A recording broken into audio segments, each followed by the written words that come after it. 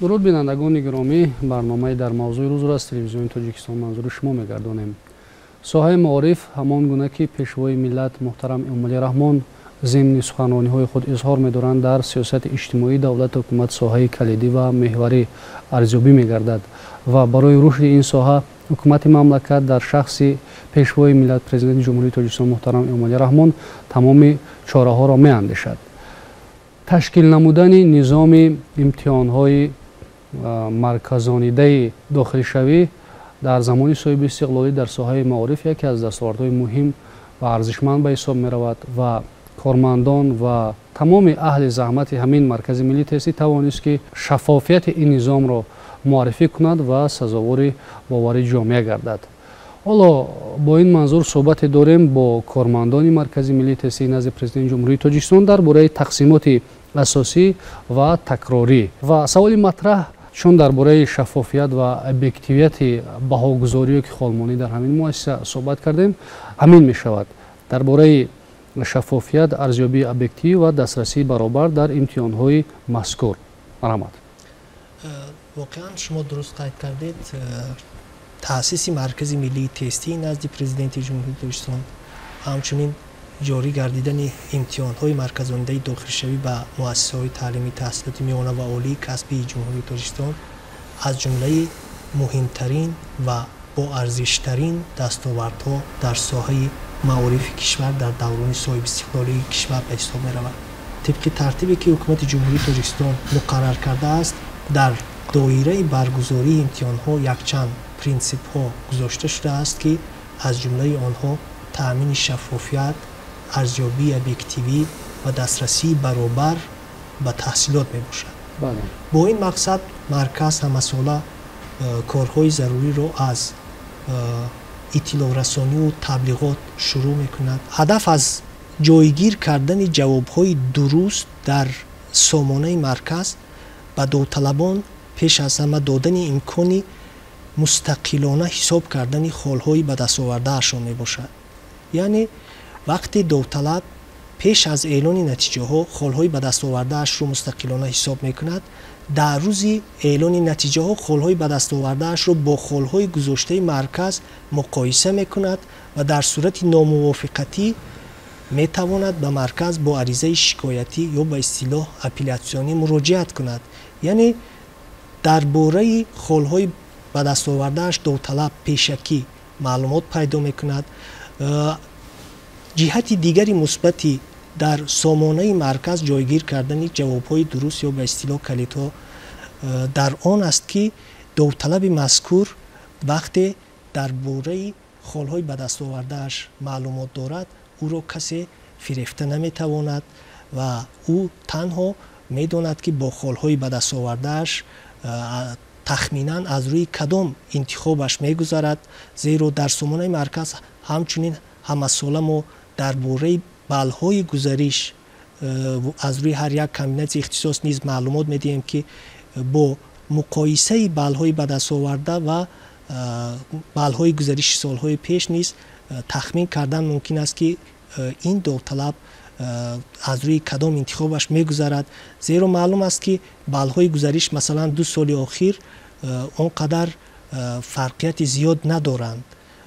بخصوص در مثلا سمت تیپ گیریم بلهای گزارش از بلهای گزارش سال گذشته فرقیت زیادی ندارد و همچنین در سامانه مرکز ما یک معلومات دیگر رو نیز جایگیر میکنیم که از روی آن نیز معین کردن ممکن است که تا چه اندازه این یا آن داوطلب طبق نتیجه های به دست آورده‌اش احتمالیت کامیاب شویش در آزمون زیاد است یا کم. تشکر زیاد. با مسئله دیگر میگذاریم. طوری که میدونیم روز 25 علاقه تقسیمات اساسی داوطلبان اعلان گردید. داوطلبان از همین تقسیمات اساسی چگونه آگاه شدند؟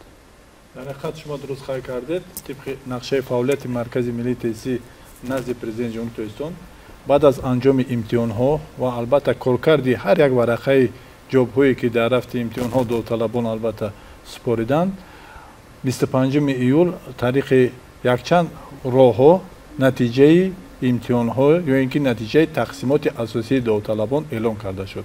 پیش از همه برای هر یک داوطلب در وقت بقایگیری که این در دوره یکم ماه مارس و اپریل و دوره دوم ماه ایون صورت گرفت، بعد از انجام بقایگیری در زمینه سامانه رسمی مرکز ملی تستی به هر یک داوطلب کابینت انفرادی به خاطر در قدم‌های منبعده فعالیت خود همون داوطلب در همین کابینت انفرادی جایگزین کرده شدند تأسیس داده می شود.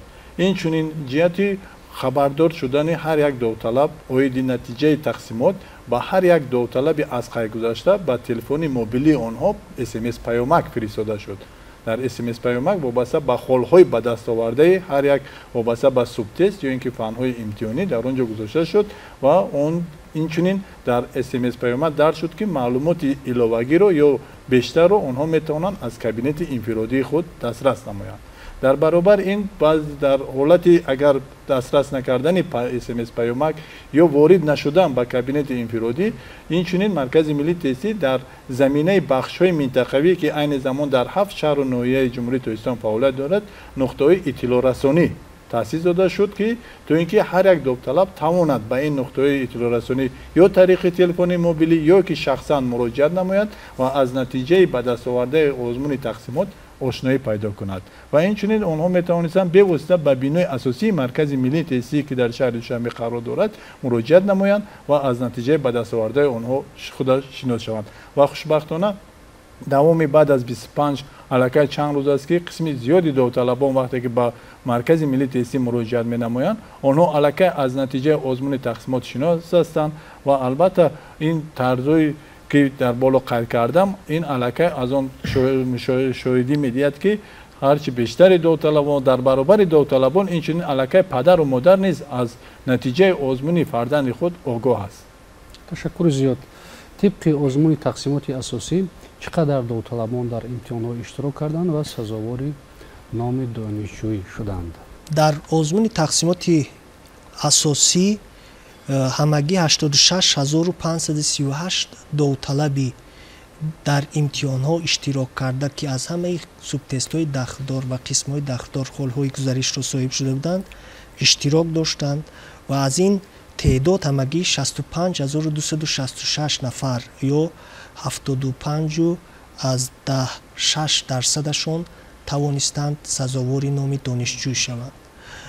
از جمله 55342 نفر داوطلبی که تقسیمات شدند این داوطلبان دارای تحصیلات میانه عمومی یعنی صنف 11 ابتدایی کسبی و میانه کسبی می باشند و 9924 نفر داوطلب دیگری تقسیمات شده این داوطلبان دارای تحصیلات عمومی اساسی یعنی صنف 9 می باشند.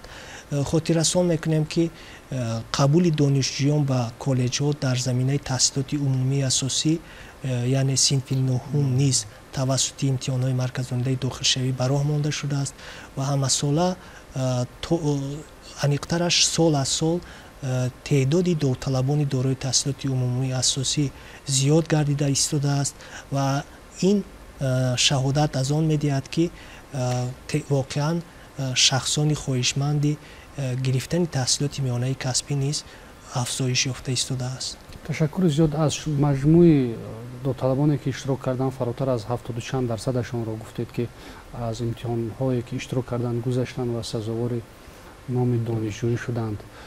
به همه دانشگاه و مؤسسه‌های تحصیلات میانه و عالی کسبی تعلق دارد همین شماره؟ بله این شماره به همه مؤسسه ها هم مؤسسه تحصیلات میانه کسبی و هم مؤسسه تحصیلات عالی کسبی تعلق دارد. در نظام امتحان‌های مرکزی داخل شوی در سال 2024 از حساب مؤسسه‌های تحصیلات میانه کسبی 82 عدد و از حساب مؤسسه‌های تحصیلات عالی کسبی 41 عدد واردی یعنی با این نظام شامل شدند که در عموم 123 عدد رو تشکیل می‌دهد.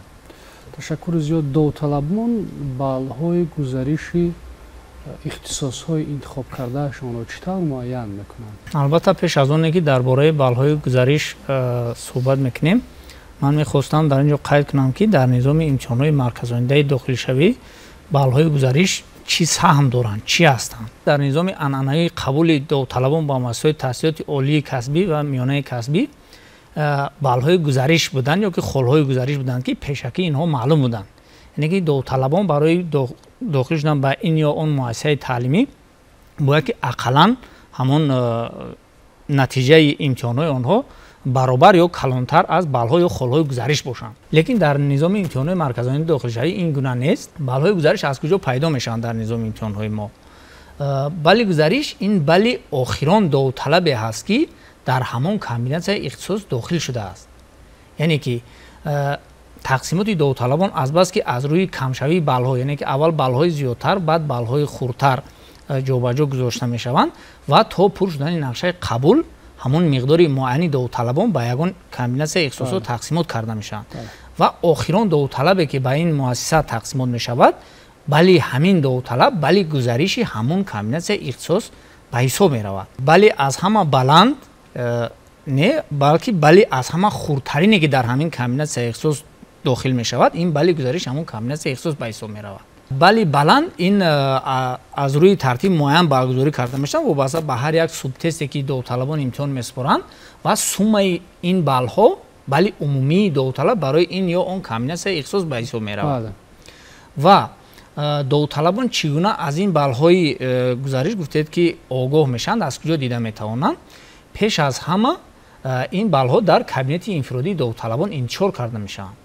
яъне ки вобаста ба ҳар як комбинатсияи ихтисосҳои довталаб ки дар он ҷо балҳои умумии довталаб нишон дода мешаванд ва бали гузариши ҳамон комбинатсияи ихтисос дар он ҷо оварда мешавад. яъне ки довталаб дар ин ҷо метавонад муқоиса кунад ки барои чӣ дар ҳамин комбинатсияи ихтисос тақсимот нашудааст. яъне ки барои тақсимот шудан дар ин ё он комбинатсияи ихтисос довталабро зарур аст ки ақаллан балаш баробар ё калонтар аз бали гузариши ҳамон комбинатсияи ихтисос бошад. муайян шуда. бале, яъне ки чизи дигар иловатан довталабон метавонанд ки аз маълумоти оморӣ ки дар саҳифаи алоҳида дар сомонаи марказ гузошта мешавад, дар он ҷо барои ҳар як комбинатсияи ихтисосе ки дар муассисаҳои таҳсилоти миёна ва олии касбии ҷумҳурии Тоҷикистон мавҷуд ҳастанд, балҳои гузариш дар он ҷо низ интишор карда мешаванд. яъне ки аз он ҷо низ метавонад ки балҳои гузариши комбинатсияи ихтисосҳои интихоб кардаашро бинад.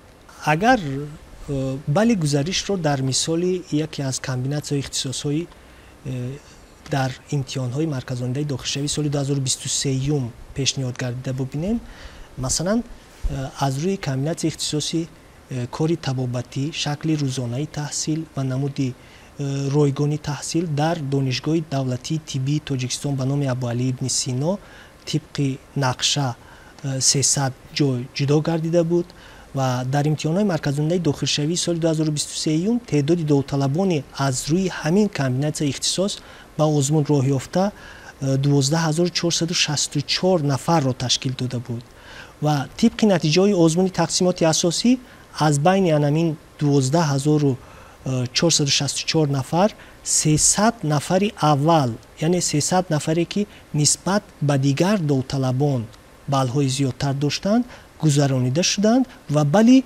довталаби 300 ба 439 баробар буд ки ҳамин бал ҳамчун бали гузариш эълон карда шуд.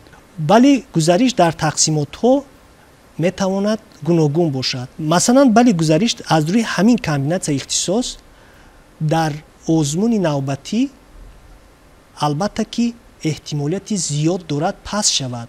ба кадом хотир? ба он хотир ки довталабоне ки балҳои баландтар доштанд аллакай комёб шуданд ва агар рафту дар комбинатсияи мазкур бинобар аз таҳсил дар донишгоҳ даст кашиданд ё бинобар беморӣ ба донишгоҳ қабул нашуданд ё ҳолатҳои дигар холӣ мемонанд, ҳамин ҷойҳо дар тақсимоти такрорӣ пешниҳод карда мешаванд ва дар тақсимоти такрорӣ эҳтимоли зиёд дорад ки ин бал албатта пасттар шавад. ташаккури зиёд. мегузарем ба масъалаи дигар. таносуб миёни бал ва хол дар чи аст ва чӣ гуна холҳоро ба балҳо иваз мекунанд ё ки табдил медиҳанд, мегузаронанд? холҳо ин натиҷаи аввалияи арзёбии имтиҳонҳои довталабон мебошад. яъне ки хол барои ҳар як ҷавоби дуруст аз 1 то 4 хол баҳогузорӣ карда мешавад. барои ҳар як посух? бале, яъне ки чӣ тавре ки мо медонем дар низоми имтиҳонҳои марказонидаи дохилшавӣ айни ҳол 3 навъи саволу масъалаҳои тест истифода бурда мешаванд ки яке аз намудҳои онҳо навъи пӯшида ҳаст, яъне ки як савол 4 ҷавоб дорад, якташ ҷавоби дуруст. ба ин гуна саволҳо як хол баҳогузорӣ карда мешавад. боз саволҳои дигар ҳастанд ки навъи кушода мегӯем, яъне ки ворид кардани ҷавоб, довталаб худаш ҷавобро ворид мекунад. Ба ин гуна ҷавобҳои дуруст то 2 хол баҳогузорӣ карда мешавад. ва навъи дигар ин навъи муайян кардани мувофиқат аст, яъне ки дар як тараф саволҳо гузошта шуданд, дар тарафи дигар ҷавобҳо гузошта шуданд ва довталаб бояд ки мувофиқати ин ду паҳлуро ба ҳамдигар муайян кунад. яъне ки посухҳо ба кадом саволҳо мувофиқат мекунад? бале ба ин гуна саволу масъалаҳо то 4 хол баҳогузорӣ карда мешавад. яъне ки пас аз супоридани имтиҳонҳо худи довталаб чӣ тавре ки мо қайд кардем, мо аллакай калидҳо, ҷавобҳои дуруст ба саволу масъалаҳои тестро дар сомонаи расмии марказ интишор мекунем, метавонад ки холҳои худашро ҳисоб кунад ва холҳо барои масалан қисми ай имтиҳонҳо ки дар заминаи синфи 11-ум гузаронида мешаванд 160 мешавад. аз ҳар як субтест аз 4 фане ки имтиҳон месупорад 40 хол ҳадди аксараш муқаррар карда шудааст, яъне ки дар умум 160 хол метавонад ба даст биёрад. ва балҳо бошанд, баъд аз арзёбии натиҷаи имтиҳонҳо марказ балҳоро муайян мекунад, яъне ки барои ҳар як хол аз ҳар як гурӯҳи ихтисосо ва субтести алоҳида чанд бал баҳогузорӣ карда мешавад.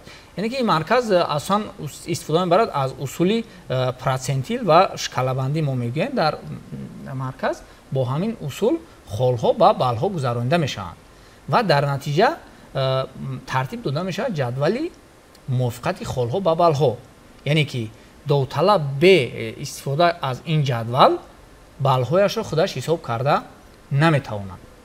ва ин ҷадвали мувофиқати холҳо ба балҳо вобаста ба гурӯҳи ихтисосо ва ҳар як субтест фарқ мекунад.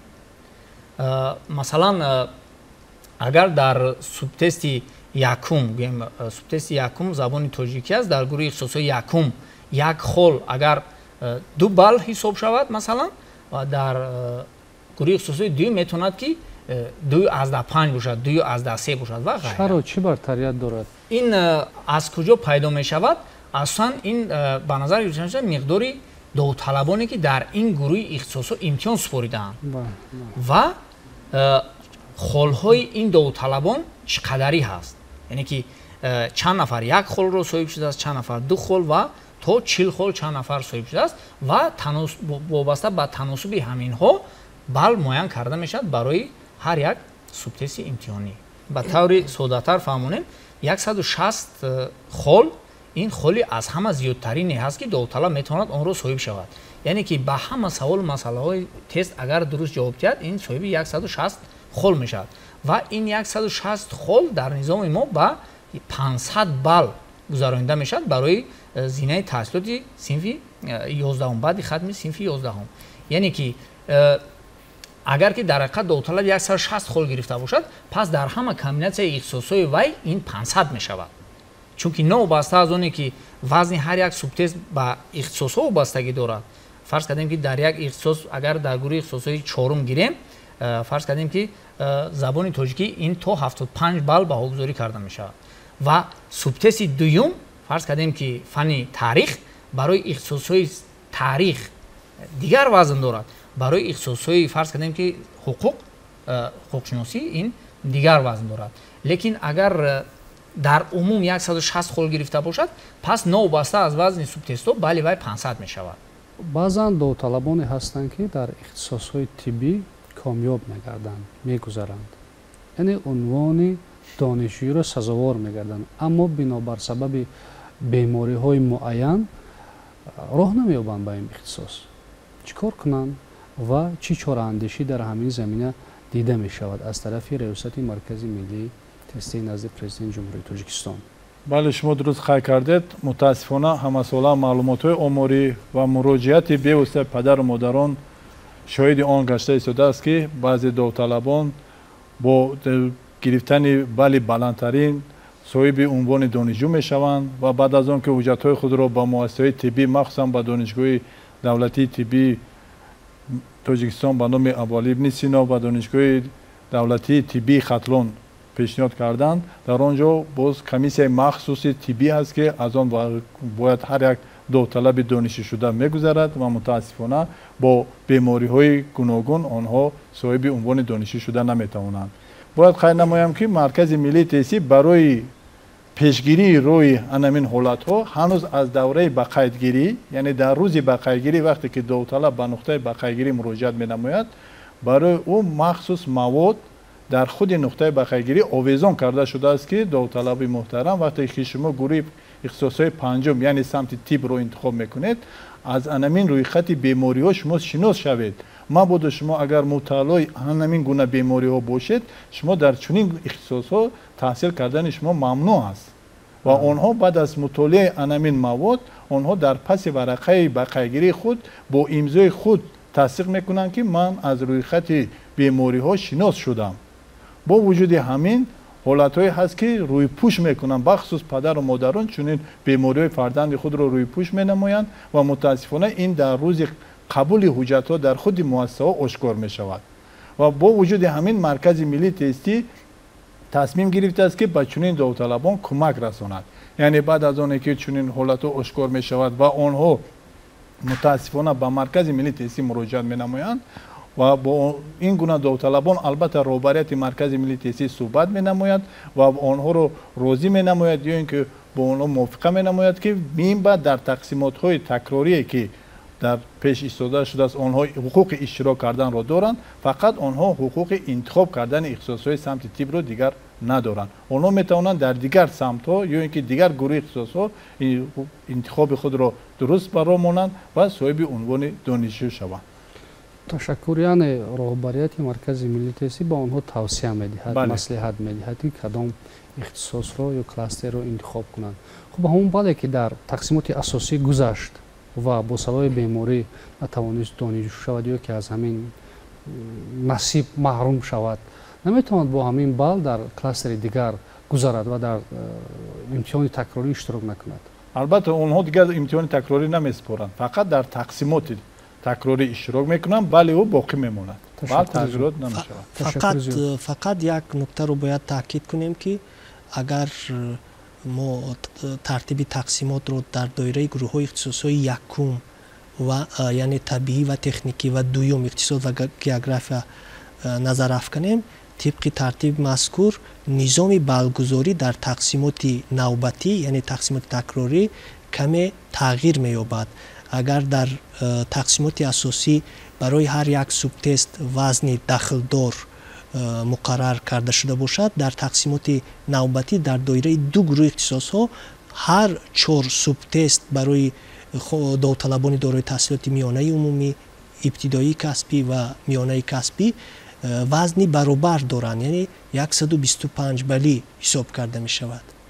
داوطلبانی که در تقسیمات اساسی کامیاب شدند میگذارند، چی کار باید کنند؟ گپ سر سپاریدن حجت ها میرود، گپ سر با مؤسسه عالی است میانه کسبی است مراجعت کردن آنها میرود. در رابطه با مسئله داوطلبانی که در تقسیمات اساسی کامیاب میشوند، اونها باید تا مهلت مقرر گردیده که 6 اوگوست معین شده است حجت های لازمه خود برده به مؤسسه های تعلیمی عالی کسبی سپارند. خب معلومات ها رو اونها چگونه میتوانند دسترس کنند؟ معلومات ها از طریق SMS پیامک ها به تلفن موبیلی داوطلبان معلومات مختصر روان کرده می شود و معلومات از طرف مرکز ملی تستی طریق پیامک رسان ها و تلفن های موبیلی هر یک داوطلبی که کامیاب می شوند در دور تقسیمات اساسی روان کرده می شود و معلومات بیشتر و مفصل تر باشد از طریق کابینت های انفرادی هر یک داوطلب که در اونجا رمزهای خود دارند معلومات های مفصل انتشار کرده می شود. یک نکته مهم و به نهایت ضروری رو تاکید کردن لازم است که داوطلبانی که در مهلت مقرر گردیده حجت های خود پیشنهاد نمی کنند از جانب مؤسسه های عالی کسبی جایهای آنها همچون جایهای خالی به عنوان مرکز ملی تستی دوباره روان کرده می شود که در اساس آن امتحان های بعدی و امتحان های تکراری گذرانیده می شود. اگر رفت داوطلب در روز مقرر شده نتواند با مؤسسه تحصیلات میانه کسبی و عالی کسبی رود و اون مؤسسه با مرکز ملی جای خودی را اعلان کند، پیشنهاد کند و پس از تقسیمات تکراری در جای این نفر دیگر از مرکز ملی تستی آید و پس از این همون نفری که گذشت و در روز مقرر شده رفتن نتوانست برگشته آید و گوید که من هستم، مقصد من در همین مؤسسه تحصیل کردن میخوام. چگونه همین مسئله حل میشود، برطرف کرده میشود؟ در این حالت و در این صورت برای داوطلبی که در وقت معین شده حجت‌های خود برده نمی‌سپارد با مؤسسه تحصیلات عالی کسبی جمهوری، برای اونها دور سیوم هست. یک امکانیت دیگر دارند که در دور سیوم اشتراک میکنند، از نو از قید میگذارند، اختصاص ها را از نو انتخاب میکنند و در اونجا اشتراک میکنند. باز یک نکته مهم دیگر است در همین روند که در دور سیوم نه همه اختصاص ها اونجا پیشنهاد کرده میشوند. موافق آمار اختصاص های پیشنهاد کرده میشوند که در اون جای های خالی هست. در اساس همون پیشنهادی آمار دانشگاه ها مرکز ملی تستی دور سیوم امتحان های مرکزانیده شده را براه میمانند. تشکر زیاد. داوطلبانی که در آزمون تقسیمات اساسی کامیاب نشده اند برای داخل شدن در مؤسسه تعلیمی چه امکانیت دارند؟ در حقیقت بعد از تقسیمات آزمون اساسی که روز 25 ایول برگزار گردید 21092 نفر داوطلبی هست که در تقسیمات اساسی کامیاب نگردند. یعنی از روی انمون کامبیناسیون اختصاص هایی که تو 12 تا حقوق داشتند در یگان تا آنها کامیاب یا اینکه تقسیمات نشدند. و چنین داوطلبان توصیه داده می شود و علاقه از طرف مرکز ملی تحصیل به هر یک از این داوطلبان SMS پیامک وابسته به اونه که در دوره از نوبقیگیری تکراری که از 12 تا 15 اوگوست در شهر و نویای جمهوری ترکستان برگزار می‌گردد علاقه SMS پیامک فرستاده شد و آنها می‌توانند که در همین دوام 4 روز با یکی از نقطه‌های بقیگیری حاضر شوند و طبق آن روی خطی یا اینکه فهرست نامگوی اختصاص‌هایی که بعد از 6 اوگوست یعنی بعد از انجام حجت قبول کنی از طرف مؤسسه تعلیمی با مرکز ملی تستی اون جایهای خالی که باقی میماند روان کرده می شود. مرکز ملی تستی همه این جایهای خالی را گرفته در یک جای کرده در یک فهرست معین جابجا کرده با داوطلبان پیشنهاد می نماید و داوطلبی که در آزمون اساسی تقسیمات اساسی کامیاب نگردید و حقوق دارد یعنی امکانیت دارد که در دوره از نوبقیگیری یعنی دوام 4 روز آمده اون اختصاصی که جای خالی علاقه باقی ماندن از سر نو تا 12 کامبیناسیون اختصاص انتخاب نمایند و در آزمون تقسیمات تکراری اشتراک نمایند. یعنی آنها حالا امکانیت دارند و حقوق هم دارند که در دوام 4 روز اشتراک نمایند تا اینکه در آزمون کامیاب گردند صاحب عنوان دانشجو گردند. روی خط اختصاص‌های دارای جایهای خالی را این داوطلبان از کجا میگیرند؟ در حقیقت خیلی خواهی کردیم این زمان که قبول حجت‌ها در مؤسسه تحصیلات میانه و عالی کسبی ادامه دارد و این مهلت تا 6 اوگوست مقرر کرده شده است. بعد از 6 اوگوست اون جایهای خالی که در مؤسسه تعلیمی باقی میمانند همه اینها با مرکز ملی تستی فرستاده می شود. بله مرکز ملی تستی همه این رو یک جای کرده یک فهرست معین آماده می کند و بعد از 10 اوگوست علاقه گونه الکترونی آن در سامانه رسمی مرکز ملی تستی گذاشته می شود و علاقه روز 11 علاقه نمونه چاپی آن آماده کرده شده در نقطه های بقیگیری که باز علاوه توسط هم سامانه رسمی مرکز ملی تستی و هم توسط واسطه اخبار عامه با اهل جامعه نشر کرده می شود در این نقطه بقیگیری گذاشته می شود و هر یک خواهشمند می تواند از نمونه انمی نامگوی اختصاص شناسایی پیدا کرده اختصاص بدیل موافق را انتخاب نماید. تشکر زیاد. هنگام انتخاب اختصاص داوطلبان خواهشمند که میخواهند در دور تکراری اشتراک نمایند باید با کدام نکته ها بیشتر توجه ظاهر کنند اینکه اهمیت دهند؟ یک مسئله اساسی است که امروز بسیاری از داوطلبان با همین مشکل ها مواجه می شوند. همه روزه گویم اگر خطا نمیکنیم داوطلبان پیش از همه باید به اون اهمیت دهند که آیا همون اختصاصی که انتخاب میکنند آیا همون اختصاصی که با توصیه والدانشون با توصیه یار و دوستان و استادان که انتخاب میکنند در آینده امکانیت تحصیل کردن دارند یا نه؟ امروز ها با عنوان مرکز ملی تحصیل چی رو در نظر دارید؟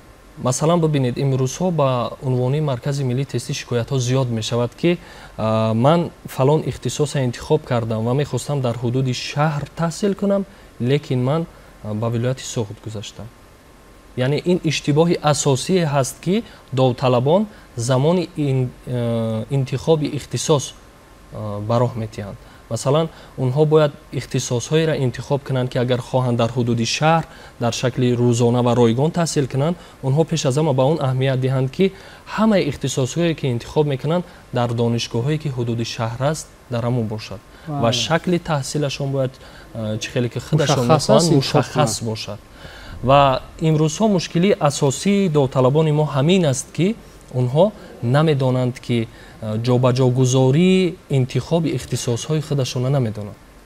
یعنی اونا باید مشخص کنن با پدر و مادرشون، با والدان و با استادان مشخص و معین سازند که چگونه اختصاصها را انتخاب کنند و شکل تحصیلشون رایگان باشد یا پولکی یا روزانه باشد یا فاصلوی. امروزها مشکلات و مراجعات ها زیاد هستند به عنوان مرکز که اونها در روی خط آخر اختصاص‌های را انتخاب کردگی‌اند که در حدود شهر باید تحصیل کنند، ولی با چه علت‌های نامعین اختصاص‌های را در اول انتخاب کردگی‌اند که در ولایت سوخت یا که ولایت ختلان هستند و مراجعت میکنند که ما چی کار کنیم. در این صورت داوطلبان یگان حقوق ندارند. یگانه کاری که کرده میتوانند بعد از نیم سالی تحصیل، یعنی یک سمستر پوره تحصیل، میتوانند که با طریق گزارش یا که با طریق انتقال از یک دانشگاه به دانشگاه دیگر انتقال دهند. تشکر زیاد. در راست اختصاص نام مؤسسه نوشته نشده است که در کجا جایگیر است؟ در راست هر یک اختصاص نام مؤسسه، شکل تحصیلش روزانه، غایبانه و یا پولکی و یا رایگان نوشته شده است. ولی بسیاری از داوطلبان ما در حالت انتخاب کردن با سراسیمگی راه میدهند.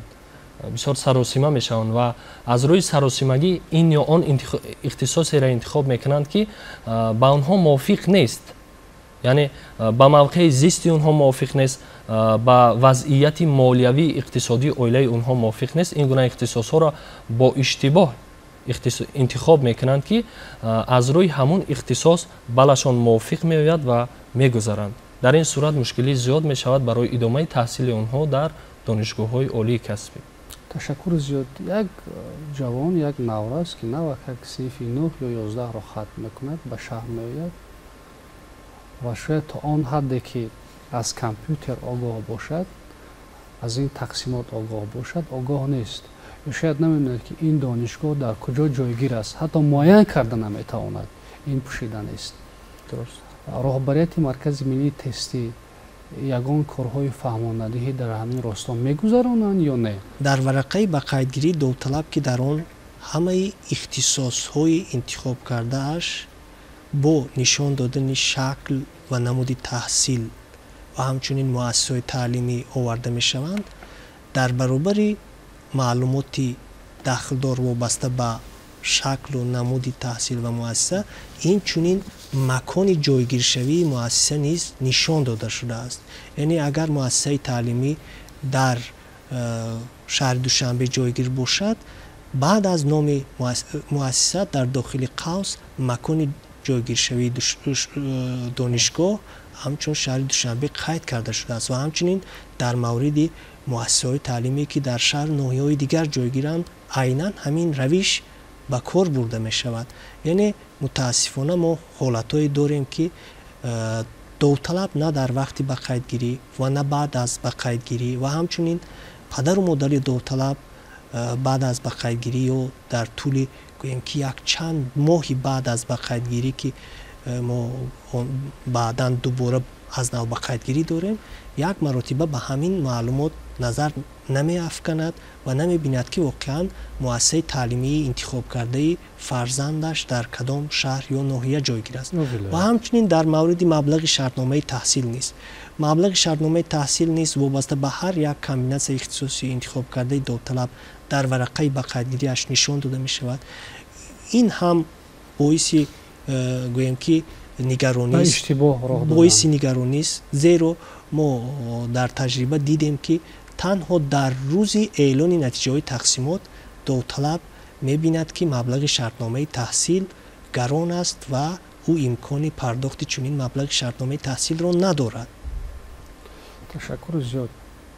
он ҳолате ки ҳамкори шумо изҳор дошт ки саросима мешаванд ва он ҳолате ки шумо гуфтед, ба ҳамин нуктаҳо, ба ҳамин вижагиҳо он қадар эътибор намедиҳанд ё шояд муҳим намешуморанд, чун вақте ки хато мешавад ва ҳамон гуна ки изҳор доштед имконият нест дар муҳити хона ки дар дигар вилоят, дар дигар ноҳия таҳсил кунанд ё ин ки ба шартнома имконияташон зӯрашон намерасад, онҳо ба маркази миллии тестӣ такроран муроҷиат мекунанд ва он ҳолате ки шумо гуфтед саросима мешавад, ҳолати равонӣ аст. Албатта довталаб донишҷӯе аз деҳа омадааст, вай ҳам саргарми ин аст ки саволҳоро дуруст посух диҳад, ҳам саргарми ин аст ки он ҷое ки мехоҳад гузарад ва лоиқ ё ин ки сазовори унвони донишҷӯӣ шавад. Аз рӯи он таҷрибае ки шумо доред, аз рӯи он таҷрибае ки чанд сол шуд муассисаи маркази миллии тестӣ назди президенти ҷумҳурии Тоҷикистон фаъолият мекунад, кор мекунад, аз рӯи мушоҳидаҳо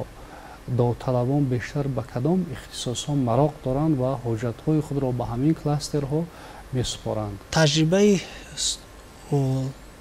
чандин солаи марказ нишон дод ки довталабон бештар ба гурӯҳи ихтисосҳои панҷум тиб, биология ва варзиш таваҷҷӯҳ доранд. Аз лиҳози серинтихобӣ дар ҷои дуюм гурӯҳи ихтисосҳои чорум ҷомеашиносӣ ва ҳуқуқ ва дар ҷои сеюм гурӯҳи ихтисосҳои сеюм филология, педагогика ва санъат қарор дорад.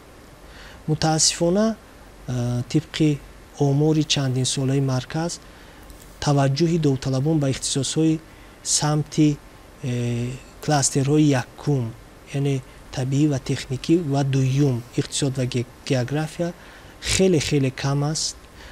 ҳарчанд мо ҳамасола эълон ва таъкид мекунем ки ихтисосҳое ки дар гурӯҳи ихтисосҳои масалан якум муттаҳид карда шудаанд барои соҳаҳои гуногуни кишвари мо хеле муҳиманд ва дар бозори меҳнат низ аз рӯи ин ихтисосҳо мутахассисон бештар мавриди талаб қарор доранд. новобаста аз ҳамаи ин корҳо мо мебинем ки таваҷҷӯҳ нисбат ба ин ихтисосҳо камтар аст. дар робита ба ҳамин масъала мо таъкид карданием ки дар пеш мо аз навбақайдгирӣ барои тақсимоти такрорӣ дорем ва довталабоне ки гурӯҳҳои ихтисосҳои сеюм, чорум ва панҷумро интихоб кардаанд, агар ихтисосҳоро аз гурӯҳҳои ихтисосҳои якум ва ё дуюм интихоб кунанд, имкон ё фурсати зиёдтари комёбшавиро доранд, зеро ҷойҳои холӣ дар доираи ин гурӯҳҳои ихтисосҳо нисбат ба ҷойҳои холӣ дар гурӯҳҳои ихтисосҳои сеюм, чорум ва панҷум зиёдтар аст. яъне ҳамон қадар агар ҷойи холӣ зиёдтар бошад, ҳамон қадар имкони сазовори номи донишҷӯишавӣ зиёдтар мегардад. ташаккури зиёд. тартиби тақсимот дар имтиҳонҳои марказонидаи дохилшавӣ ба кадом шева, принсип ё шакл ё усул сурат мегирад? тақсимоти довталабон асосан бо истифода аз технологияи ҳозиразамон, технологияи компютерӣ ба роҳ монда мешавад. марказ барои амалӣ намудани ин раванд алгоритми махсус таҳия кардааст. ҳамзамон дар заминаи ин алгоритмҳое ки марказ таҳия кардааст, барномаҳои махсуси компютерӣ низ таҳия карда шуданд ки ба воситаи инҳо тақсимоти довталабон ба комбинатсияи ихтисосҳо гузаронида мешавад. дар раванди тақсимот асосан се чизи аз ҳама муҳим ба назар гирифта мешаванд. инҳо пеш аз ҳама комбинатсияи ихтисосҳои интихоб кардаи довталабон аст ва суммаи гӯем ки ҷамъи баллҳои ба дастовардаи онҳо ҳаст ва нақшаи қабул дар ин ё он муассисаи таълимӣ ва ҳамзамон бартарии интихоби ихтисосҳои довталабон аст. яъне ки тақсимот чӣ хел гузаронида мешавад? агар сода карда гӯем, дар зиёда аз 5000 комбинатсияи ихтисосҳое ки дар муассисаҳои таҳсилоти олӣ ва миёнаи касбии ҷумҳурии Тоҷикистон мавҷуд ҳастанд, довталабоне ки ин комбинатсияи ихтисосҳоро интихоб кардаанд, бо камшавии баллҳояшон ҷобаҷогузорӣ карда мешаванд дар ин 5000 комбинатсияи ихтисосҳо ва фарз кардем ки агар дар комбинасияи ихтисосҳои ки якум гӯем агар 800 довталаб ё 1000 довталаб ин комбинасияи ихтисосро интихоб карда бошад ва нақшаи қабули ин комбинасияи ихтисос 5 бошад агар пас 5 тое ки аз ҳама баллҳои баландтариро дар ин комбинасияи ихтисосҳо интихоб карданд ҳамчун довталабони шартан ба ин комбинасияи ихтисос тақсимотшуда интихоб карда мешаванд ва ин довталабон аз комбинасияи ихтисосҳои баъдияшон хат зада мешаванд. яъне ки агар ҳамин довталабон боз дар комбинасияи ихтисосҳое ки аз ин пештар интихоб кардагӣ ҳастанд, яъне ки боз дигар комбинасияи ихтисосро интихоб карданду он комбинасияи ихтисос дар ҷойҳои аввалтар истодааст, яъне ки якум, дуюм, сеюм ва ҳоказо гузошта шудааст. пас он довталаб аз ин комбинасияи ихтисос хат зада мешавад ва дар ин комбинасияи ихтисос як ҷои холӣ пайдо мешавад. яъне ки боз аз поёнтар довталабони дигаре ҳастанд ки онҳо баллҳои камтар гирифтагӣ ҳастанд ва як тае ки аз ҳама баландтар балл дорад ба ин комбинасияи ихтисос шомил карда мешавад. ва ин раванд то кай баро монда мешавад? то он вақте ки ё нақшаи қабул ба ҳамаи комбинасияи ихтисосҳое ки довталабон интихоб карданд пур мешавад, иҷро мешавад, ё ин ки миқдори довталабоне ки комбинасияи ихтисосҳоро интихоб карданд ҳамааш аллакай тақсимот мешаванд. ва дар инҷо фақат довталабоне мемонанд ки онҳо дар 12 комбинасияи ихтисосҳояшон, яъне ки дар баллҳояшон камтар буд, баллашон нарасид, яъне ки дигар довталабоне ки баллҳои зиёдтар доштанд дар комбинасияи ихтисосҳояшон аллакай тақсимот шуданд. ва ин довталабон ҳамчун довталабони комёб нашуда эълон карда мешаванд ва чӣ тавре ки қайд карданд ин довталабон ба тақсимотҳои оянда, яъне ки тақсимотҳои такрорӣ иҷоза дода мешаванд. ташаккури зиёд. онҳое ки дар имтиҳонҳо иштирок накарданд, ба озмун роҳ наёфтанд, барои онҳо давраи сеюми ба қайдгирӣ ба роҳ монда мешавад ва онҳо чӣ имтиёз доранд ё надоранд? вобаста ба оне ки довталабоне ки бо сабабҳои гуногун ва иллатҳои дигар дар имтиҳонҳо иштирок карда натавонистанд ё бемор буданд ё ки дигар сабабҳо, мувофиқи тартиби наве ки соли 2023 аз ҷониби ҳукумати ҷумҳурии Тоҷикистон муқаррар ва тасдиқ карда шуд, имтиҳонҳои марказонидашуда дар 4 марҳила гузаронида мешаванд. яъне айни ҳол мо дар марҳилаи тақсимоти асосӣ, натиҷаи тақсимоти асосӣ қарор дорем ва дар пеш истода 2 даври такрорӣ ва як даври сеюм ҳаст ки довталабоне ки бо иллатҳои гуногун натавонистанд дар ҳамин ба қайдгирӣ ва супоридани имтиҳонҳо иштирок кунанд, онҳо ҳуқуқ доранд ки аз 2 то 15 сентябр дар даври сеюм аз нав аз қайд гузаранд, ихтисосҳоро интихоб кунанд ва имтиҳон супоранд. як нозукӣ дар марҳилаи сеюм ҳамин аст ки дар даври сеюм на ҳамаи ихтисосҳо шуда метавонанд. дар даври сеюм фақат ихтисосҳое метавонанд шаванд ки холӣ ҳастанд, ҷойҳои холӣ доранд.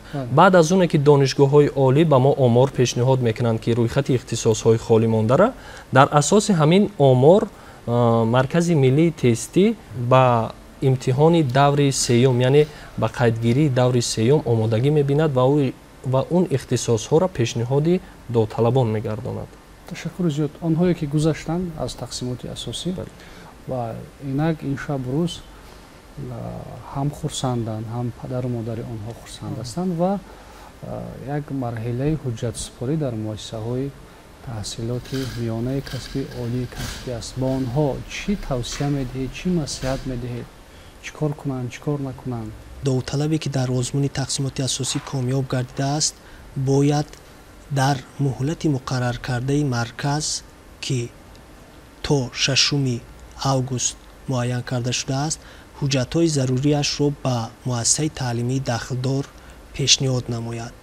аз ин лиҳоз бо дар назардошти таҷрибаи солҳои пеш мо аз ҳамаи довталабон хоҳиш менамоем ки ҳуҷҷатҳои худро дар вақти муқаррар гардида ба донишгоҳ аст ё донишкада ё коллеҷ пешниҳод намоянд ва агар довталаб дар пешниҳоди ҳуҷҷатҳо монеае дошта бошад, масалан довталаб бемор бошад ва имкони ҳозиршавиро дар донишгоҳ надошта бошад, ин гуна довталабро зарур аст ки ҳуҷҷатҳояшро тавассути намояндаи қонунии худ ба донишгоҳ пешниҳод кунад, то ин ки донишгоҳ дар асоси ҳуҷҷатҳои пешниҳодкардаи довталаб албатта дар мавриди сабаби узрнок низ бояд ҳуҷҷати дахилдори тасдиқкунанда пешниҳод карда шавад, ҷои довталабро ҳамчун ҷои довталаби ҳозиршуда ба марказ пешниҳод мекунад ва дар ин сурат ҷои ин довталаб дар озмуни навбатӣ пешниҳод карда намешавад. Дар ғайри ин сурат, яъне агар довталаб дар бораи ҳарчанд сабаби узрнок дошта бошад ҳам, вале дар бораи сабаби узрнок ба донишгоҳ хабар надиҳад, ҷои ӯ ва ҳуҷҷат пешниҳод накунад, ҷои ӯ ҳамчун ҷои холӣ дар озмуни навбатӣ пешниҳод карда мешавад. агар пешниҳод шуд ва ҷои ӯ пур шуд, яъне як нафари дигар довталаби дигар омаду дар ҷои ӯ гузашт, пас аз огоҳ шудан дигар имкони барқарор кардани ҷои худро надорад. бале, дуруст қайд кардед. ташаккур барои суҳбат, барои таҳлилҳо, барои андешаҳо, барои он нуктаҳое ки бобати иштирок дар имтиҳонҳои марказонидашуда гуфтед, барои довталабон шарҳ додед ва чанд нуктаи баҳсие ки инҷо ишора шуд, интихоби донишгоҳ хоҳ дар шаҳр аст, хоҳ дар ноҳия аст, хоҳ дар вилоят аст ва дигар нуктае ки инҷо шумо изҳор доштед, аз рӯи ихтисос суҳбат кардед ва ё ин ки шартнома ё ин ки тариқи ройгон таъсир мекунад. умед аст ки ҳам манзур ихтисосҳои гурӯҳи якум аст ки шумо гуфтед камтар таваҷҷӯҳ мешавад. умед ин аст ки падару модарон, махсусан омӯзгорон, устодон ки ба ҳамин самт бештар сарукор доранд, ҳама рӯза ба донишҷӯ сарукор доранд, ба хонанда сарукор доранд ва тартиби гузаронидан ё ин ки пешниҳоди ҳуҷҷатҳоро дар маркази миллии тестӣ назар ба волидайни падару модар беҳтару хубтар медонанд. ба хонандагон тавсияҳои судманд медиҳанд, маслиҳат медиҳанд, ҳам барои иштирок дар кластери якум, ихтисосҳои гурӯҳи якум, ҳам барои ройгон ё ин ки шаҳрномаи интихоб кардан, ҳам дар бораи интихоби донишгоҳ дар эни он воҳиди ҷуғрофии ҷумҳурӣ ва он баъзан мушкилӣ ё масъалаҳое ки муаммоангез ба вуҷуд меоянд аз байн мераванд ва кор боз ҳам шаффофтар мешавад, объективтар мешавад. бинандагони гиромӣ, суҳбати мо дар ин ҷо бо кормандони маркази миллии тестии назди президенти ҷумҳурии Тоҷикистон дар бораи тақсимоти асосӣ ва омодагӣ ба тақсимоти дуюм ба поён расид. барномаҳои дигари телевизиони Тоҷикистон идома доранд.